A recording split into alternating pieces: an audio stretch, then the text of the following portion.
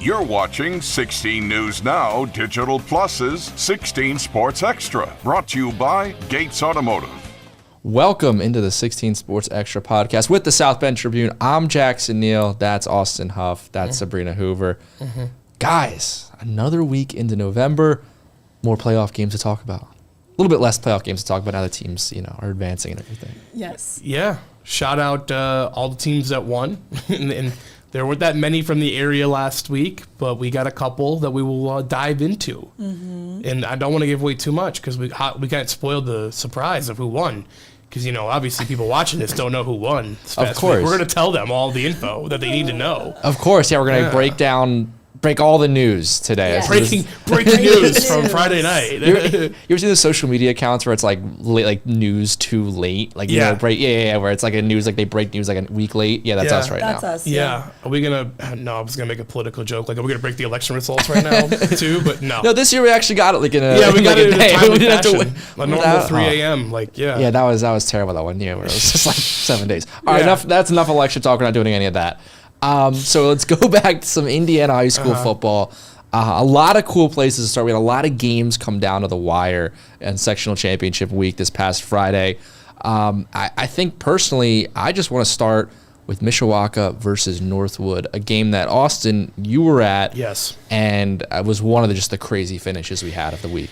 It is, it's probably the second best football game I've covered as a journalist up here, as far as I can remember. Obviously, postseason games get a little added juice. The Northridge New Prairie semi-state game from 2021 is number one. If you were there, you remember Northridge threw a game-winning touchdown with like a minute left. It was insane. 35-degree night. This is pretty close, though. Mishawaka, it was crazy. Both coaches after the game basically said that Northwood deserved to win. Mishawaka, Keith Kinder was like, "Look, we probably stole one. We score with 12 seconds left. We went for two because we thought we were playing with house money, basically." Northwood played a great game. It was 7-0 early. That Landon Snyder touchdown run made it 7-0. But after that, Northwood kind of controlled this game. They led 21-7 at one point. They really dominated with the running game. Luke Kine was great throwing the ball. You see this touchdown pass to DeAndre Monroe. Hey, there's me taking photos. And so it was an impressive performance by Northwood, man. They had they were the underdog, right? They were playing with house money in a lot of ways. So kudos to them for. Here's the touchdown play again. Sorry. We're just looping it. So no, sorry, it just threw me off. I was like, we were watching the same play. It was such a good throw. Such a good play again. So nice. Let's see it twice. Yeah. It was an incredible game, man. Northwood, did everything they could really to win, and really the defining play kind of the final stretches was Northwood 3rd and goal at the 6-yard line.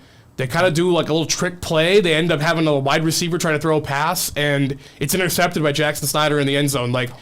Afterwards, Nate Andrews, Northwood coach, was like, if we just lined up properly on that play, he feels like they would have had a walk-in touchdown. At a minimum, you're taking 3 points off the board, right? You have Dominic DeFreitas, one of the best kickers, not only in the state, but the country. So they took 3 points off the board that would have put them up 10. At that point, that feels like game over with how Mishawaka plays offense. But it gave Mishawaka the ball back. They didn't score on the ensuing possession, but obviously being up either 10 or 14 as opposed to 7, it changes everything for Mishawaka in that next 8 minutes or so. So, and then the final drive itself, 15 plays, 76 yards, 4 minutes. Snyder to Snyder, the Snyder cut. Remember the the DC movie came out, the Justice League Snyder cut version. This was the Mishawaka version of the Snyder cut, and I'm just so impressed by Landon Snyder. I know I'm rambling here. Sorry, I'm trying to recap the game as much. So I'm trying to break the news to the game. Yes, of the people. Landon Snyder is a sophomore, man. This is not supposed to happen. He's not supposed to, and it's been like this the whole season. It's not like he had some bad games early and he matured into what he is today. He went out week 2 and beat Penn. Week 1 against Marion, they were down 17-7 at half, and he helps lead them back to a 41-24 win. This kid's incredible. And obviously having older brothers that have played football his whole life, he's been around this program his entire life. He knows what the standard is, and I think that's kind of built his maturity level up, where he could step in as a 15-year-old and not be, the lights aren't too bright for him. Is what I'm trying to say. So I'm just incredibly the poise, that 2-point conversion. Keith Kinder told me they ran up 2-point play they thought was going to work, like where the guy was going to be wide open, he could throw a wide open pass and they score. Northwood covered it. Covered it. And I think every other 15-year-old in America might have panicked in that moment, or 16-year-old, maybe he's 16. I apologize if he's 16 or 15, but he doesn't panic. He figures out a way to scramble, get in, dive, hit the pylon to score. It's an incredible poise by a sophomore. You just don't see that. And so kudos to the Cavemen. That's two programs we've talked about all year have that championship DNA, right? And Mishawaka just found a way to make enough plays at the end of the game to win. So a remarkable effort. Kudos to all of the Mishawaka for not giving up in that game when it looked like it could have gone sideways real quick. And heart of a champion, all those cliches, right? Yeah. So it's incredible. It was impressive stuff. Yeah, definitely. And I think, like you mentioned, like DNA, DNA kind of a champion. Like I want to take a look at the bracket right now for that sectional, because coming in, a couple of weeks ago, you guys remember we kind of picked all of the brackets and everything. We talked about it. And in this bracket, we were all mentioned Mishawaka. We knew coming into this year they were really, really good, and they had this chance to make a run. And I think we all picked them to make the run. But if you look at the bottom part of that bracket, Northwood there, I know I definitely was thinking South Bend St. Joe. I thought they had a legitimate shot to maybe make a run, surprise some people, and kind of counted Northwood out. Look at that. That's what you do. That's what you get for counting Nate Andrews out. Exactly. That's why you don't count Nate Andrews out at this time of the year, because he should earn serious Coach of the Year recognition honors because of getting 6 different quarterbacks to the sectional championship game. That itself is insane. Crazy. And I mean, if you showed me this a couple of weeks ago, back when going into sectionals, that Northwood would get to the sectional championship and then make it so close that it was only a 1-point game. They were right there, and you mentioned, legitimate shot to win that game.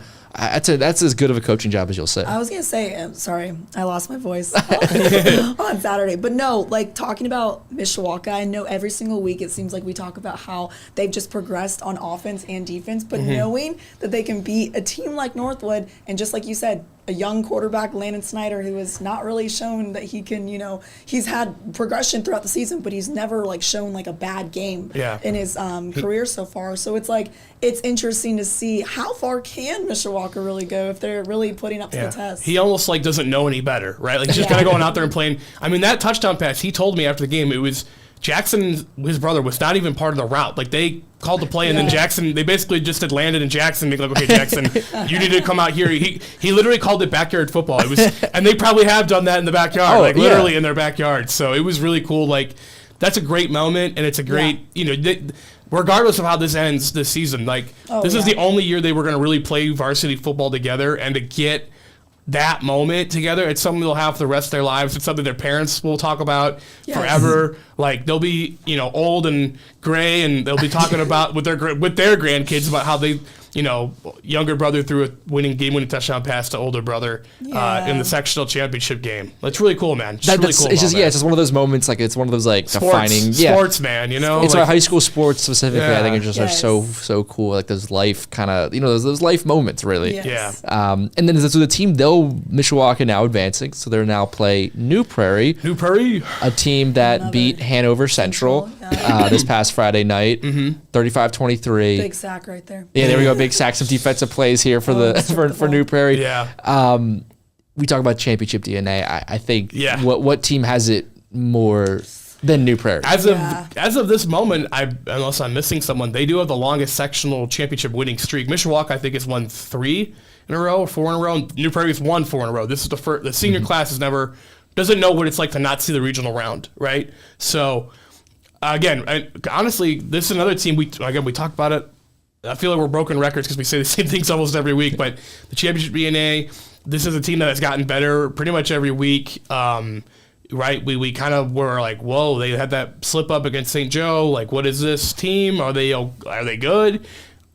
Yes, they're good. They're good. They're here. And look, they gutted one out against Hobart 2 weeks ago, and then Hanover Central was a really solid team. That was not going to be a gimme. We talked about that last week, and Reed Robinson has become a dynamic, not just a runner, but he throws the ball well too. He had 189 passing yards, season high, career high for him in passing yards, along with his 116 rushing yards. I know talking to Coach Kinder of Mishawaka, he he mentioned, he's very, he compared him to Bo Brunner at Concord, but maybe even better than Bo Brunner as an athlete. And that's high praise because Bo Brunner is getting some decent, Division I, Division II football, college football interest. So that's not he doesn't say that lightly. You know what I mean? That's what I'm trying to say here. So, but yeah, New Prairie, they just keep on finding a way, man. And their defense has played really well. The last however many weeks, their offense is really figuring out. They've really been playing much better outside of 15-14 over Hobart. They've really, put together some good offensive performances. They're not mirror images of each other, New Prairie and Mishawaka, but they both want to run the ball. They both play really good defense. They both have athletes everywhere. It feels like a mirror image game. It's not the Spider-Man meme necessarily, but it's Tobey Maguire and James Garfield pointing at each other. They both played Spider-Man. They're different Spider-Mans, but they're similar but different. Exactly. Does that make sense? Yeah, and Yes. Is that going to be clipped and put on Instagram? Maybe. It's another game. I feel like it's going to become a 1 point difference or something like that. It's going to be one of those games. I would be shocked if this game was more than 14 point win. This is my opinion. But yeah, New Prairie's playing great. Look, I think I would have said that too last year going into New Prairie Northwood, and then Northwood won by 3 scores or whatever it ended up being. So look, it's at Mishawaka. Does that make a difference? I don't know. It's 7:30 kickoff, by the way, not 7 p.m. For anyone looking at the bracket there. 7:30 Eastern. The times on this. Max Preps never updates properly, but it just feels like a toss-up game. They both have the experience. It's not like you even say one is an experience edge. They both were sectional champions last year. They're both sectional champions this year. Mishawaka came within, a 47-yard field goal going in of beating the eventual 5A state champs last year in the regional championship. They've been painfully close. If there's going to be a group that's maybe slightly more motivated, it's Mishawaka, because they've been so close to winning a regional the last however many years, and they haven't. New Prairie did win a regional in 2021 when they were freshmen. 2022, they went to state. So if you go by that metric, technically Mishawaka probably has a little more juice for this in that regard, but not saying New Prairie doesn't have the juice for New Prairie is going to be obviously pretty amped up for this game as well. Yeah. Of course. And I mean, you mentioned there, the New Prairie, winning 4 sectional championships now in a row. I think one thing too, when you're talking about someone like Reed Robinson, is you have to think about, the different sports for these kids play and that run for New Prairie baseball through state last year. Back in the spring. In June. Yeah, exactly. In June. I want to say last year, but it's still technically this year. Technically last season. It's last school year. Last school year. But I mean, having that, I think, has to give you the confidence in moments like this. Because that hope, when we look at this bracket of how New Prairie basically got here, did the run through sectionals. I mean, the first game over Gary Westside put up a ton of points. Even this game against Hanover Central put up 35. But that game against Hobart, that's just really the turning point. They're going for 2 late and getting it. Yeah, you don't. Both New Prairie and New Prairie and Mishawaka have gone for 2 late in a game to win in the sectional so far. And you gotta have that guy under center that you can trust, that guy that will show up in those big moments. Yeah. And that's what we're seeing from Reed Robinson right now. We're at times throughout this season, we're at that St. Joe game where New Prairie's offense just struggled and couldn't get anything going. It looks like now he's kind of figured out what he's needed to figure out. It's kind of like a battle of two of one of the best quarterbacks in the area, both Landon Snyder and Reed Robinson. They both excel at what they're asked to do, right? They're not throwing it around the yard, and that's fine. Even though Reed Robinson had 189 passing yards last week, he's not dropping back 25 times to do that. He's going to do it in 10 to 15 passes.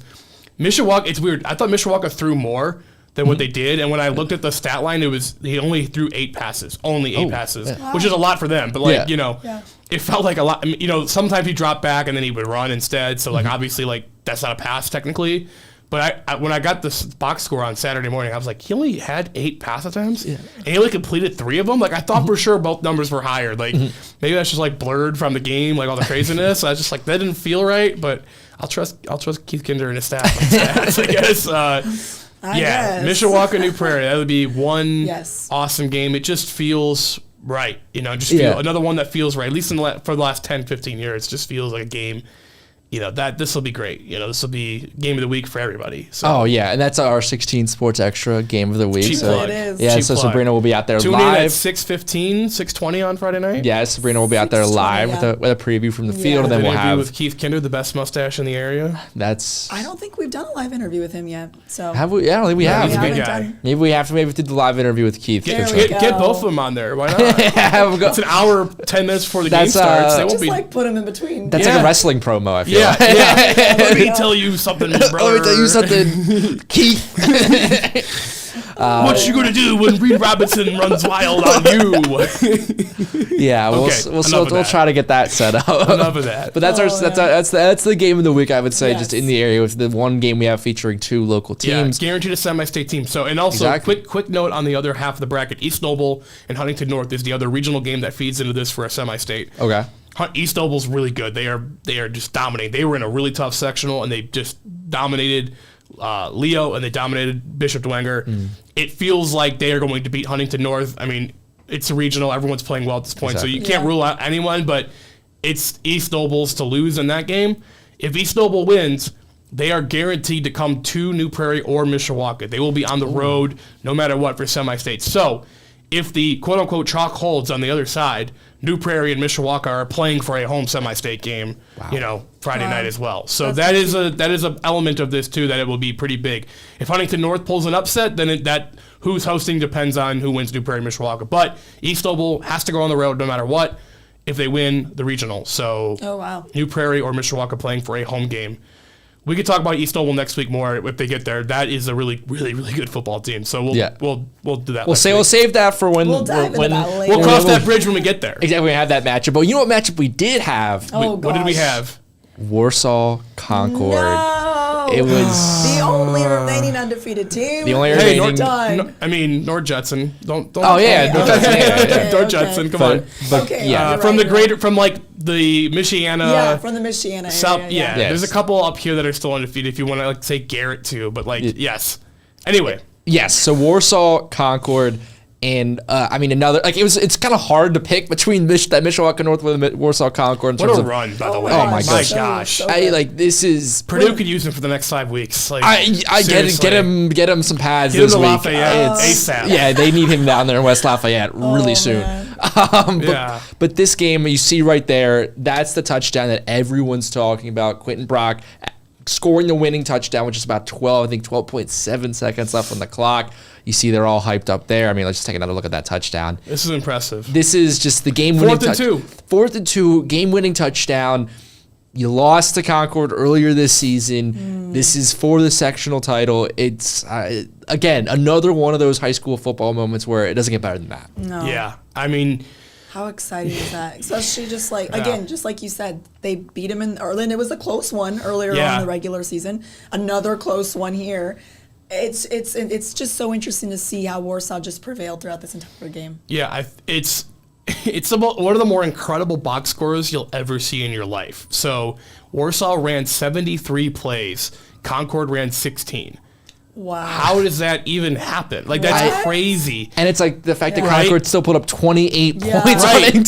16 And like the points. team that won, That's so the team that weird. ran 16 plays probably should have won the game. Like, that's Yeah. crazy. put up 12 more points than the number of plays you ran. Yeah. I've I never saw- seen a stat I like saw that. that Warsaw had 28 first downs too. Wow. And like that's insane. Concord scored on a 79-yard run, a 90-yard kickoff return. So obviously no plays on that when you Yeah, score yeah. that way. And then you had the Jerron Thomas 54-yard run late that made it 28-24 at the time, and then. I think Reese Brevard had a 67-yard touchdown, catch from Bo Brunner. So, That's crazy. you score on 4 explosive plays, and you pretty much did nothing else on the other plays. And Warsaw running that flex bone triple option, the Bart ball, as they love to call it, Bart ball. And, I mean, they had 3 drives go at least 9 minutes or more, and one go 10 minutes.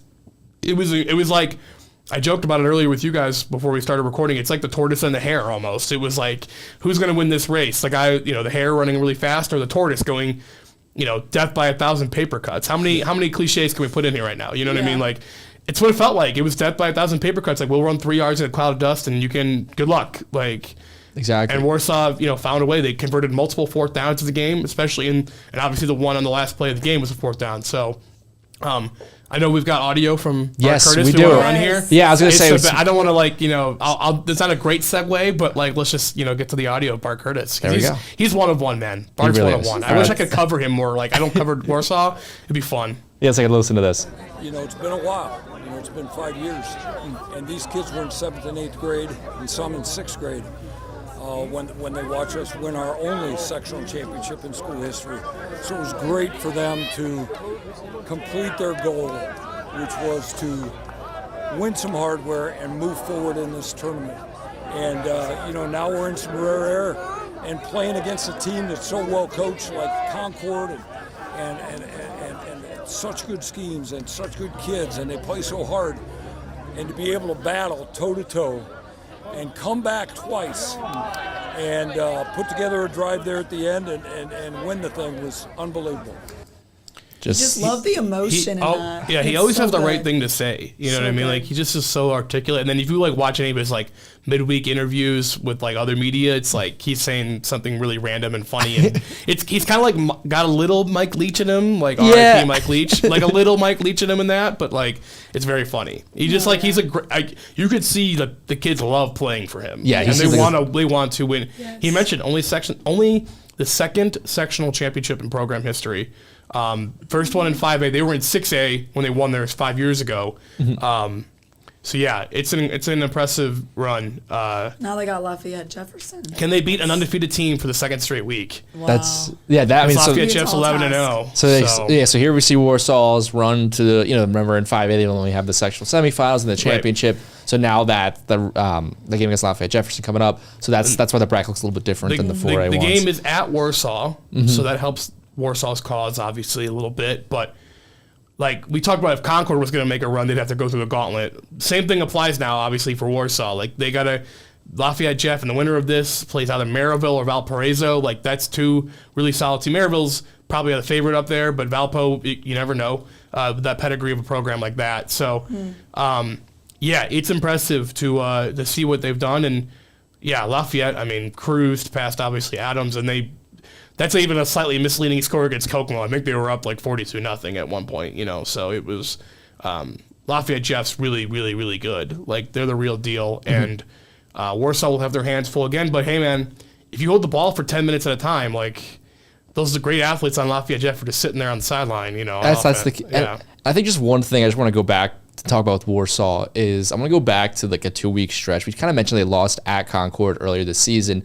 But don't forget that the week after they lost at Concord was that week they lost to Plymouth in overtime. Yeah. So they had those back-to-back losses, the Concord-Plymouth losses, September 20th, September 27th. Mm-hmm. Just having that in your season and then coming back from that, I think it's crazy. That's what is my biggest takeaway. Is if we went back to that time, that October, back in October or whatever, I would not have expected Warsaw to be in this position after games like that. Yeah.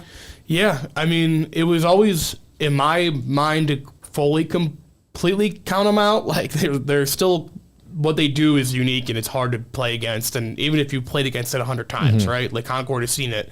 But yeah, it didn't look great after that Plymouth loss for sure, because I think people were like, wait, how do you lose to Plymouth? Plymouth actually, obviously showed to be a little better than we thought they were going to be this year. So, it's incredible grit, grit just really on the team. Grit feels like the word. They could have let those losses completely derail their season. They could have lost to Mishawaka, a couple weeks after that. They beat Mishawaka. That probably was a win. You look back at, you're like, okay, maybe this was the one that really turned everything for them. Because if they lose to Mishawaka and they're 5-4 going into the playoffs, and they haven't beaten a quote unquote good team, air quote, in however many weeks, even that Northwood game, they won 35-21. They were down 21-0 to Northwood. People they were down 21-0. Yeah, I remember that was the game that we had all of our highlights for Northwood highlights. Right. We got the 3 touchdowns from Northwood. Yeah. By the way, Warsaw scores 35 later. They had multiple gut check type moments in the year where they had to respond, and they've responded to all of them pretty much. So, I think Lafayette's the favorite, obviously, in that game on Saturday or Friday night. But after what Warsaw did this past week, you can't count them out. Obviously. And I mean, Yeah. just from seeing Lafayette Jeff against South Bend Adams, it won big and everything, but just like seeing their roster in general, like you kind of mentioned, a lot of great athletes on that team, especially the skill positions. I noticed just guys who you just like look at and be like, okay, these guys can play either like D3, D2, or maybe D1 Like ball. maybe they actually play for Purdue on the weekends. Exactly. Yeah. Like some guys that like that. But then you just look at Concord. I mean, they have a guy that's going to Purdue themselves. So it's like, I think if you're Warsaw, it's like that Concord win is, I mean, Concord felt like the team of destiny. We talked about it all year long, and I think we can't just overlook that, is that this is a team that you go through their schedule. I mean, especially early in the season, remember how many weeks, every week, another Concord 1 point win, that win 1 point over Elkhorn, the 1 point win over Mishawaka. This felt, then the 4 point win over Warsaw, just like felt like this team of destiny. We talked about it all year long.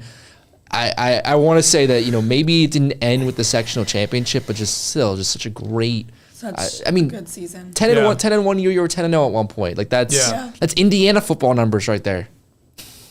10-0. Oh, does that mean IU is listening to Ohio State? No, I'm not saying that. I'm just saying like you're 10-0. They have a bye to work on that. Yeah, I'm just saying but that's you're 10-1. I think that's a season you look back on that's like undefeated regular season. It's still incredible. Yeah, it's just painful to not win a sectional right after all that. I wonder the Truth Serum game, like if you put Truth Serum and like Craig Kaler, like would he admit to should we have maybe lost one or two? Like there's a lot of pressure being an undefeated team in the postseason, man. Like not only it's already enough pressure chasing a championship. Now you're chasing an unbeaten record. You're chasing like immortality, basically. Would they have almost rather have not beat Warsaw the first time, right? You know what I mean? Like still win the conference, but not maybe go 8-1 instead of 9-0. Like it's a catch-22 because Warsaw had all the motivation to come in and win this game on Friday night. Obviously, Concord still put up a heck of a fight and could have easily won that game. But yeah, sometimes that pressure of being undefeated and going for the championship is hard. Like we've seen it.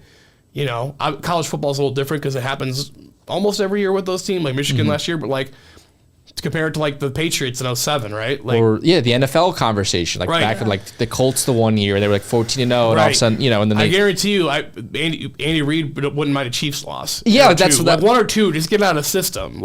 Exactly, you play with fire enough. Then eventually, all of a sudden, it's you're 14-0. It's well, then do you rest guys? It just becomes you're right. I can almost see you always want to win every game, but there's that level of take a little edge off. It wouldn't hurt to lose one game here because it's you're chasing a championship, but when you're undefeated, it's you're almost chasing this thing bigger than 1 year. Yes, you're chasing this can we become an all-time Indiana team? Yeah. Right. And that just adds way more pressure than's necessary. Yeah. And he had the pieces to do it. I mean, their offense was incredible. Obviously, their defense as well. But I mean, I don't know. It's just interesting to see how successful that they were this year, and obviously, just like you said, it coming to an end is kind of just like a heartbreaker. Mm-hmm. Yeah.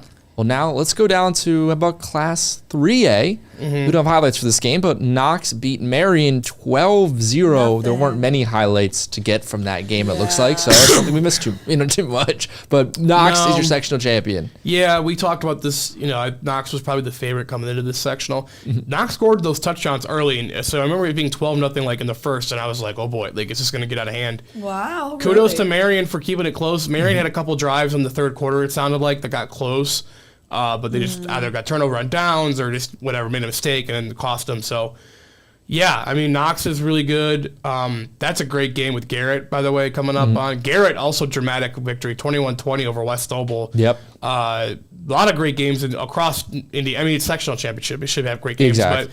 But Garrett, one of those teams chasing perfection. They're 12-0. So how much will that be on their heads? How much will that weigh on them going into this game with Knox, who's 9-3? So, yeah, tough ending for Marion, but, a good team overall. They had a lot of great moments.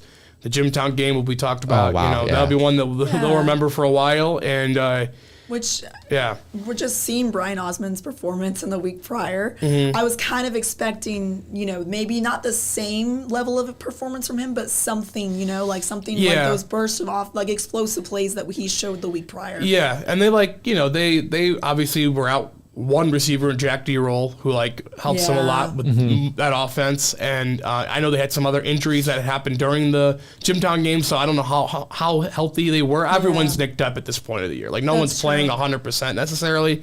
So, but I mean, to keep Knox to 12 points, if you told Mike Davidson before the game we're going to hold him to 12, you'd probably be like, all right, cool. We're playing next week. And I'll take that. But. Yeah, and no, Knox's defense stepped up and made. Shut out a good Marion rushing attack. So and just that ball control. I mean, we talked about the Warsaw game, but a lot of times, as it just feels like it's football. It's like the teams like Mishawaka, the teams like Warsaw, the teams like Knox. These teams that can just control the football, control the pace of the game.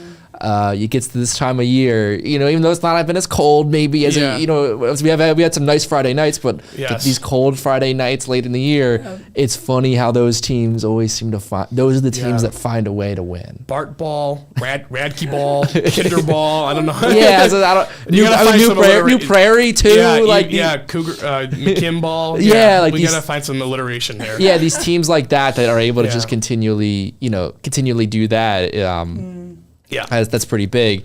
And also, let's go to Michigan. You want to go to Michigan? Because speaking of another team that can control the ball. Are we not talking about the 2A, 1A guys? What do we Oh, you want to talk about them first? Let's just get Indiana. You want to get Indiana? I was going. Okay, it'll be 2 minutes. Wow, 2 minutes, 2 minutes. guys. Okay, fine. Sorry to tease you with the Niles Edwardsburg highlights. Yeah, well, there's a little teaser. Let's just get these out of the way. Not that that sounds mean, but wow. Okay, get them out of the way. I was. North Judson got LaVille out of their way. Ha ha ha ha. Yeah, North Judson is really good. Okay, I just want to shout out LaVille for ups and downs this year. They battled injuries. They still finished 500, so they have not had a losing season in 11 years. I was really close to jinxing that. My preseason story talked about it, and they got real close, but they won 2 playoff games. So shout out the blind jaw for saving me a little bit at least. North Judson's really good, and they're going to Taylor on. It's just North Judson. Yeah, that's it. I just want to give a quick shout out to LaVille for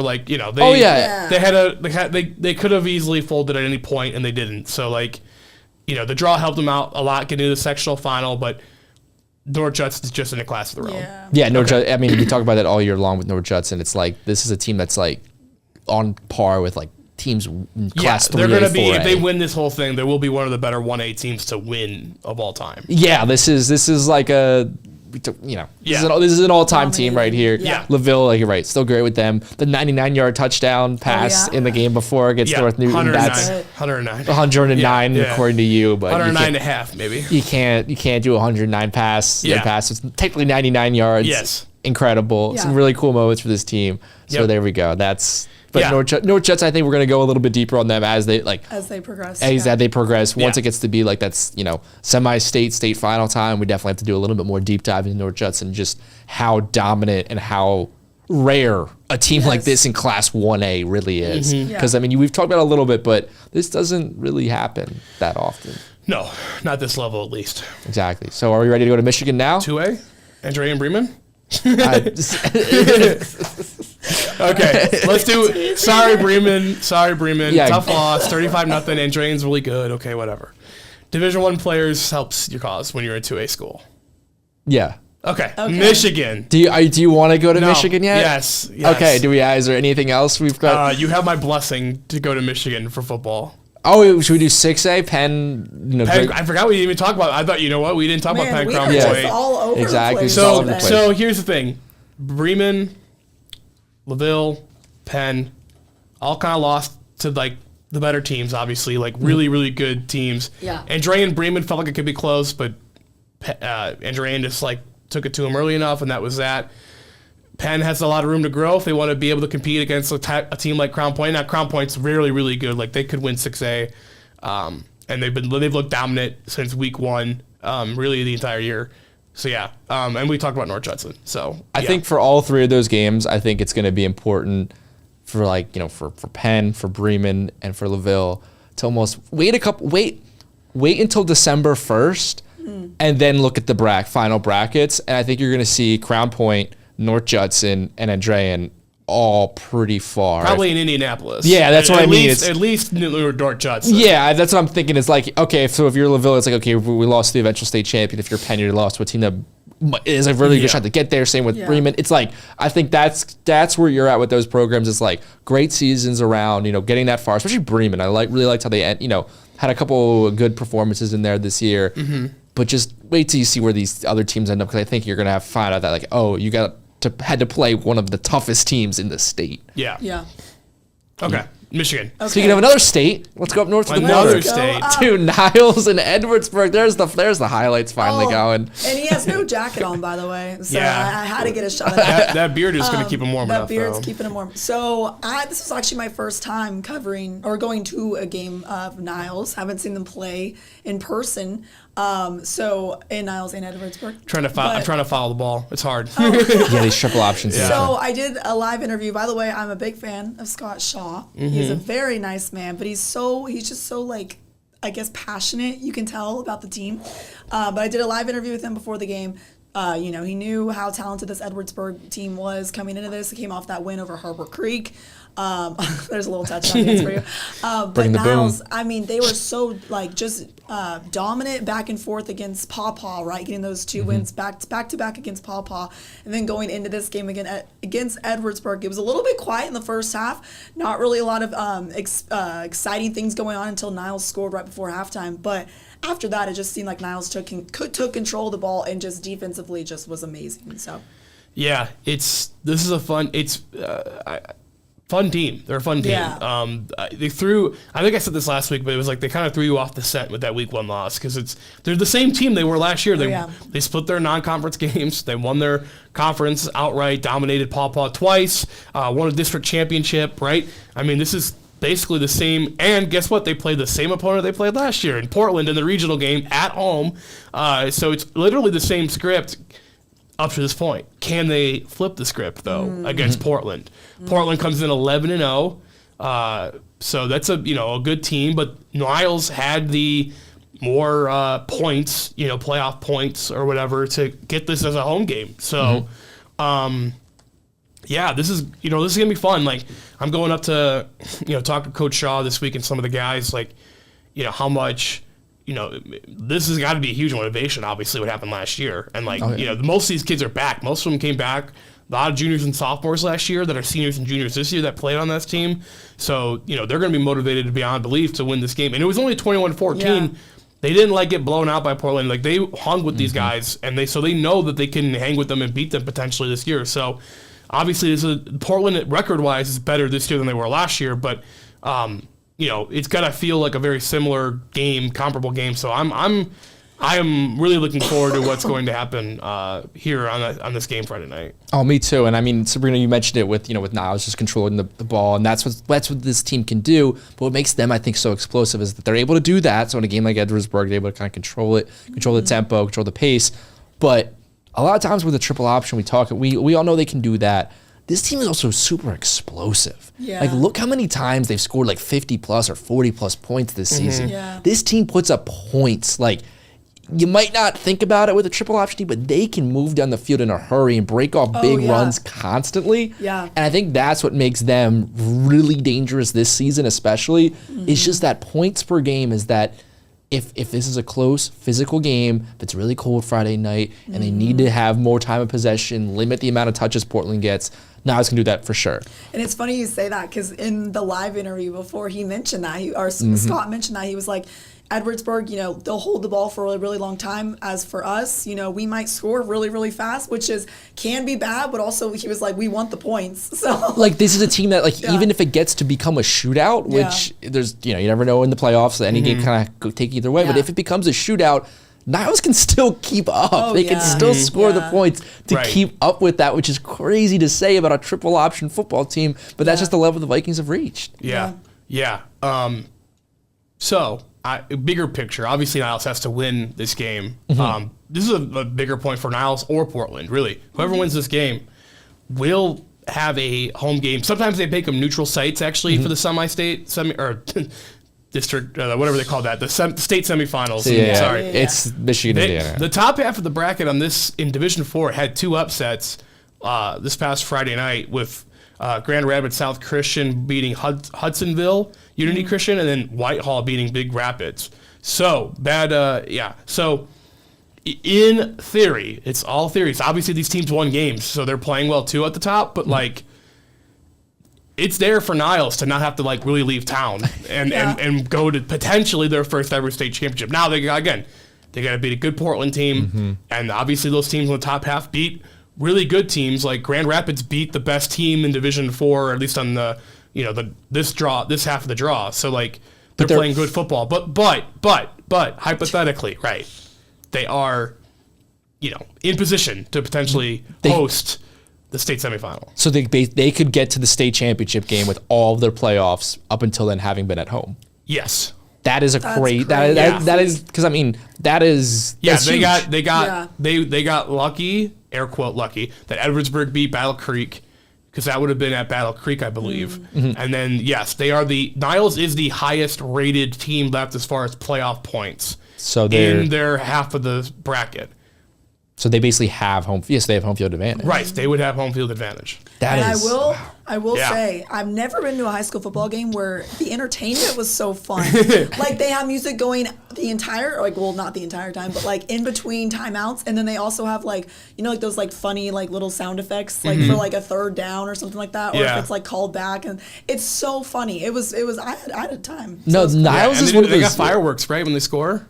Sometimes they have fireworks when they score. No, they did it for the Paw game last year. I think they ran out of fireworks. So they're like, we're not doing that again. I will say this. So Niles, like that's one of those schools that like when I've been at, like basketball too, they always seem like that. That's like there's some schools in the area with some really solid student sections. And they call it the Niles noise or whatever. Yeah, no, like Niles definitely like that's one of those ones where like a lot of every school has their student section and everything, but like Niles is one of the better ones I would say in the area that like I've been at games and like felt like, oh, this is a home field or home court advantage. So I like that point, Sabrina, that like Niles is kind of an interesting in that way that really helps them, I would say. Yeah, definitely. For the playoffs. Right. So that's our high school football. I mean, any other thoughts on high school football going into this upcoming week, guys? I mean, it's cool to still have several teams in the area and then one local it would be really, it would be really cool to see if Niles can really do this. You know what I mean? Like this is like they're like a new. We talk about we got bored with the championship DNA talk, right? Of New Prairie and Mishawaka and even North Judson doing it. But Niles is like, yes, they won the district last year, but this is still a new territory for them overall. It would just be, it's like cool when you see these teams that have never done this really make a run. Yeah. And in the second year, even like this too, with this group, this course. So like, can they get over the hump? It would be really kind of cool to see if they can push themselves. We saw it with Brandywine basketball in February, March last year. This year, last season, last school year. Can the other team from Niles, can the other high school in Niles, make a real run in a sport here and get to the state finals? Yeah. That's a great comparison because the boys team, right, was the had never really girls hadn't won a state title either. They had been to the Final Four a handful of times. The boys had gone to the Final Four 2 years ago, and then this past year they got there again and obviously won the whole thing. So but I just remember that was like a big thing for them and they brought back a lot of guys. Yeah, it's a very similar vibe in that regard. And I think that I would I'm not calling anything, but it's a very similar story so far. And we've kind of been around. I did a story with Niles about like running the triple option during Navy Week, and then Sabrina was up there this past week. So we've kind of been around the Niles program a little bit the past several weeks. And let me just tell you, it's just there's just a feeling. It's just there's just a feeling sometimes when you go to these teams where it's like they're locked in, they know what they need to do, and I think you're right. I think this just feels like a season that could really go down and like that they're going to be talking about 2024 for a while there. Yeah.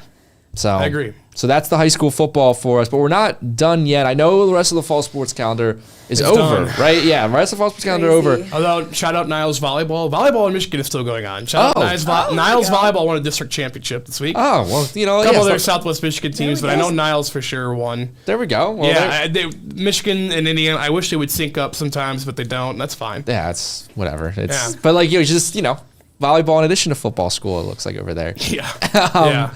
But the thing we want to talk about is there's girls basketball has started. Yep.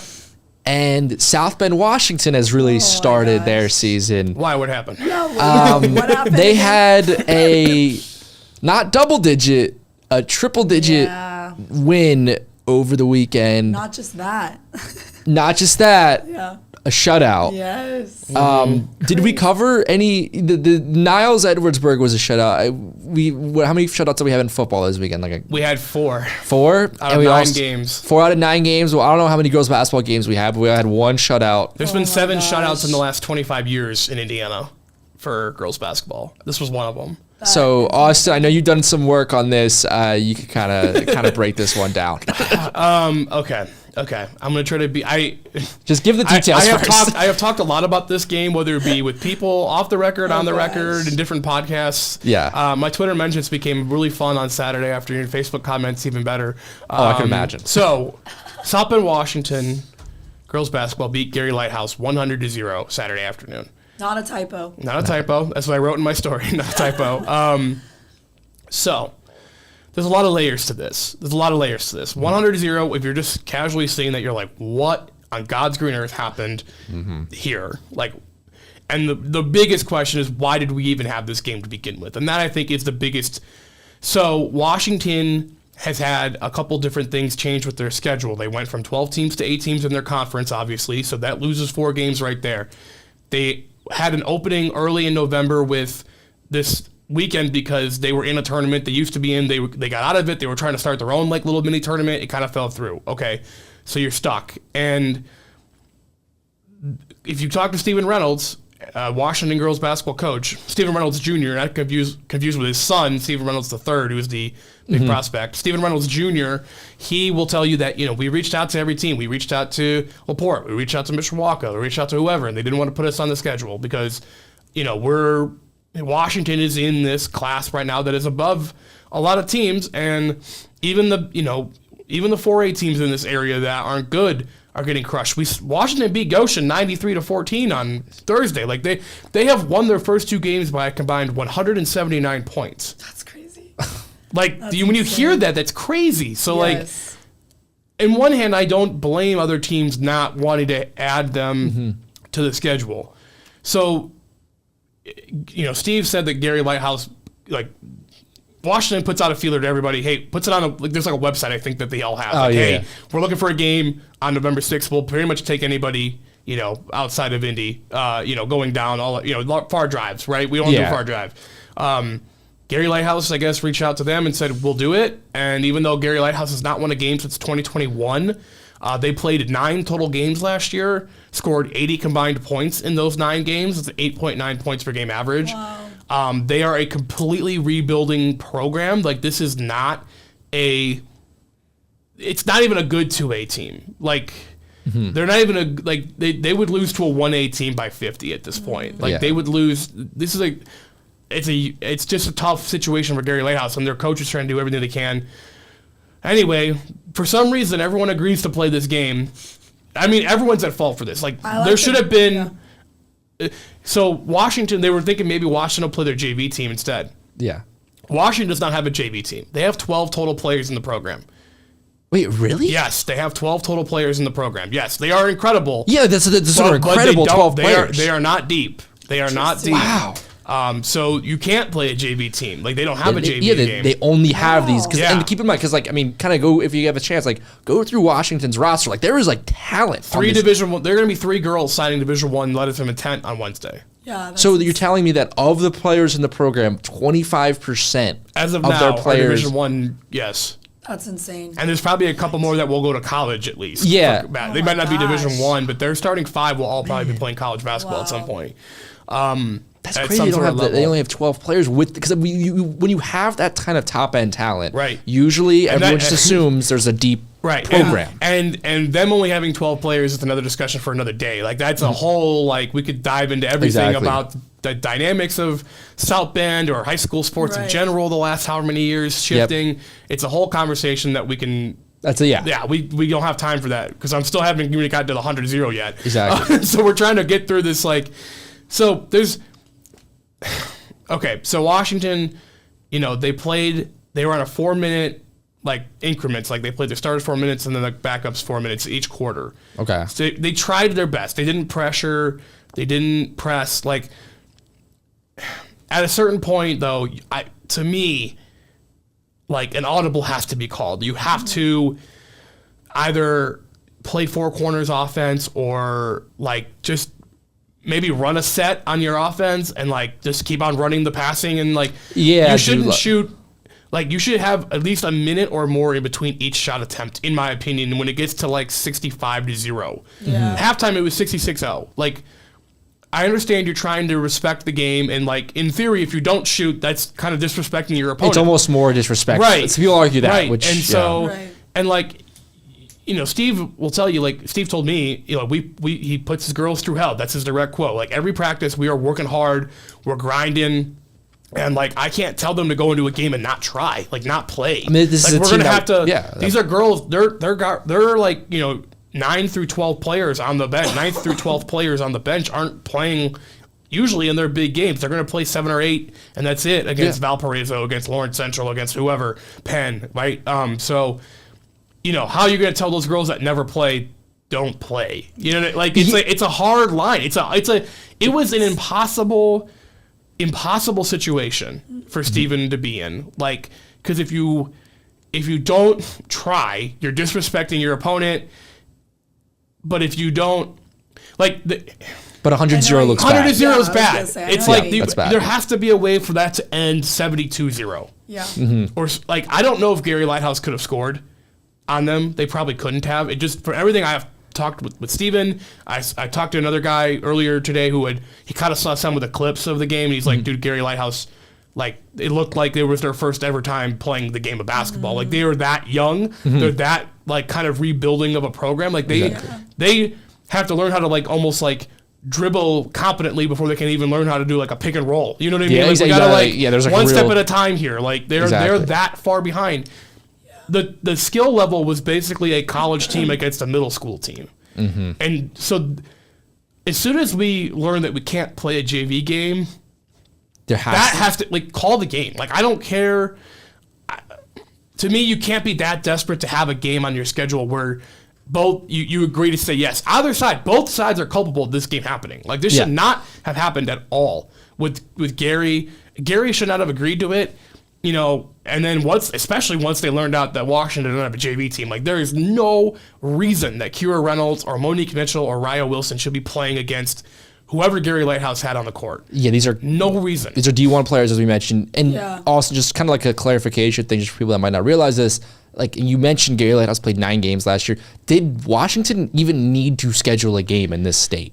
Technically, I mean, no, they can. So last however many years they've played teams in Detroit. They've gone to Detroit and played in tournaments. They've gone to Chicago and played games. but like, did they need this date to be filled? Like, basically, Yeah, like this weekend was open on their schedule. Like, But do they need to play a game in order to, like, qualify or anything? Okay. No. This was just hey, we have a weekend open. We would like to play a game. It wasn't required.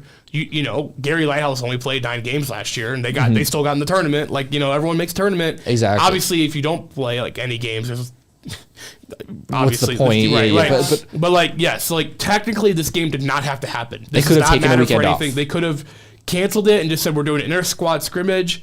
I know it's hard to do that with only 12 players, but, like, you probably would have gained more out of that than whatever happened at the Great Western Forum on Saturday. So, look, I agree. I believe Steve when he says they showed mercy. I don't think he woke up that day saying we're trying to win 100-0. Like, no coach wakes up trying to say we would. I think the hand was kind of forced on him almost because, like, Gary Lighthouse could provide no resistance whatsoever to what they were doing. And so I believe him when he says it could have been 300-0. Like, it probably could have been that bad.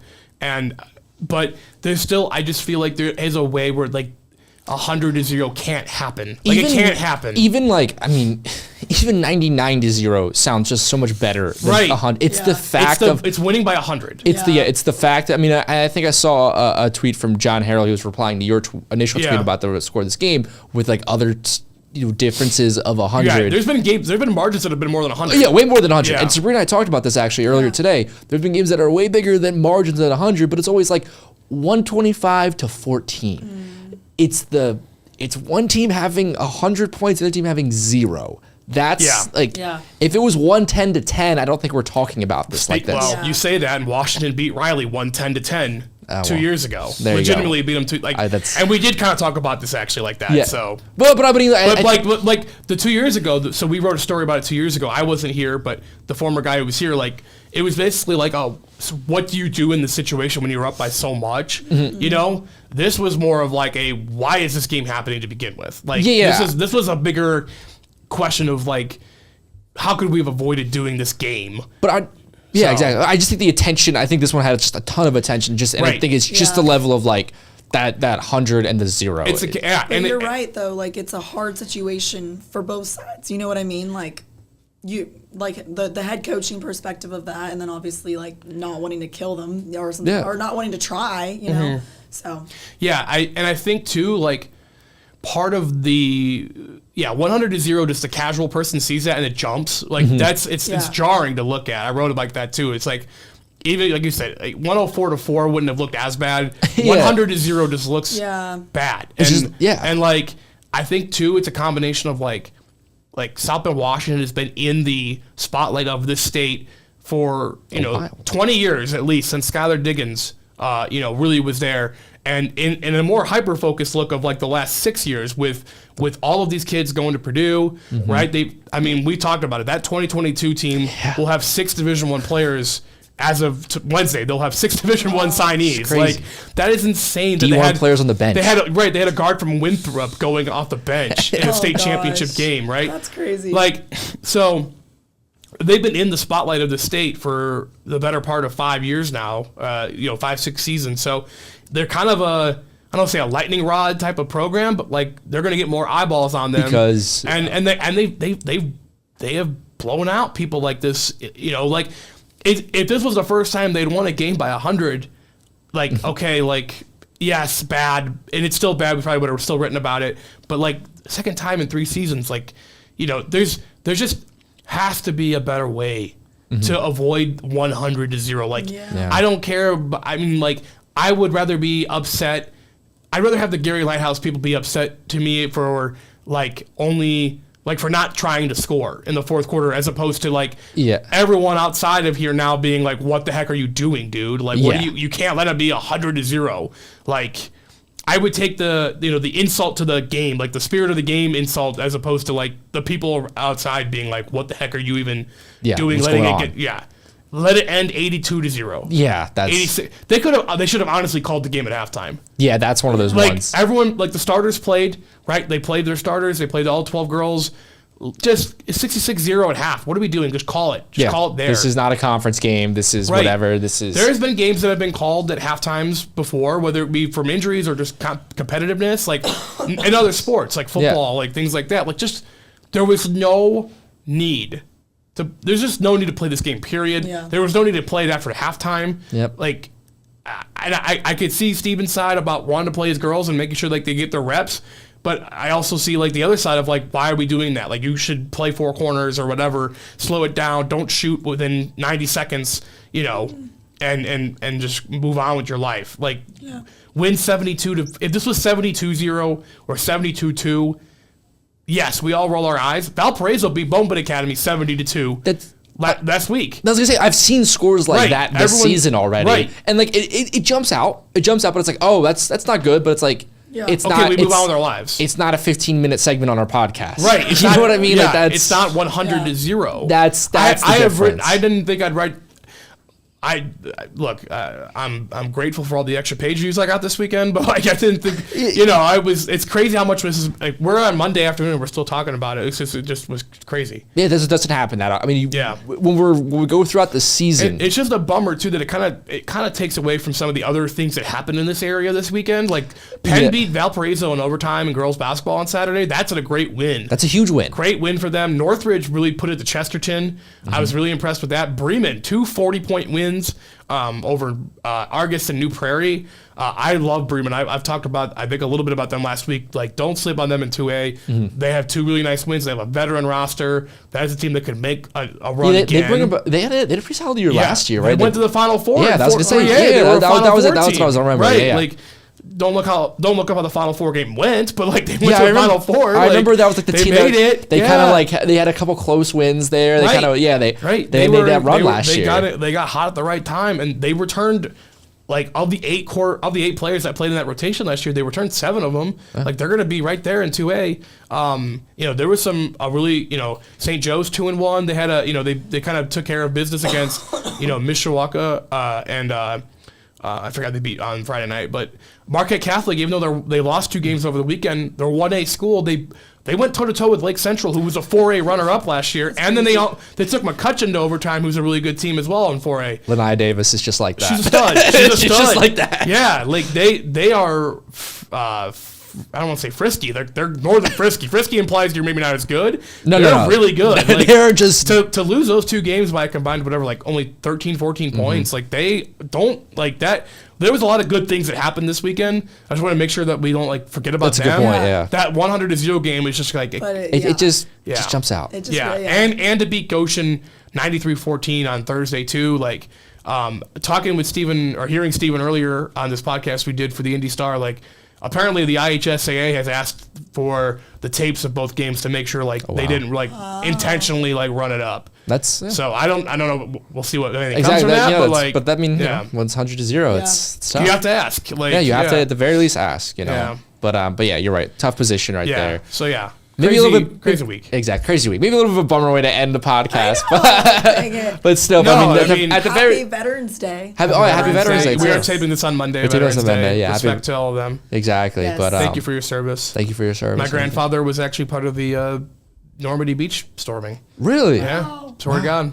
That's crazy. My grandfather tried to, and then he was 16. and then so they didn't let him. Yeah, and he always talked about that. I think I sometimes get the details a little mixed up, so I apologize if I say this wrong, mom and dad and uncle. But I believe he was a dentist basically in the Navy. He helped with the dental care, but he was one of the medics on staff. Or on staff, that's not the right term probably, but he was there for Normandy. Wow. My uncle went to back a couple years ago and wrote his name into the sand. We have these pictures of him, and it's really cool, man. That's really cool. So I think of him obviously Memorial Day too. That's more when you think about the ones that have passed. I'm sure we all have friends who have served. In the military, so thank you to them for their service, and I hope you enjoy your free IHOP and free Dunkin' Donuts today and all that, the free meals. So That's of course. amazing. Yeah. Well, happy Veterans Day, and also thank you so much for watching the 16 Sports Extra podcast. We're still going strong for the remainder of football season. Then we'll transition to basketball. How about that? Once the winter really starts picking up. Guaranteed at least one more week of football next week. Yeah, I know. Semi-state. Guaranteed at least one more week. And hopefully at home. That'd be nice. Imagine if we had games that we were saying I wonder. We'll talk about that next week. At Mishawaka or New Prairie, then also at Neill. We'll talk about that next week. It'd be really fun. All right. Well, thank you so much for watching. Thank you to Sabrina. Thank you to Austin. And we'll catch you next week. You can catch all of our coverage throughout the week on the South Bend Tribune for Austin, and then right here on WNDU for Sabrina and I. Thank you.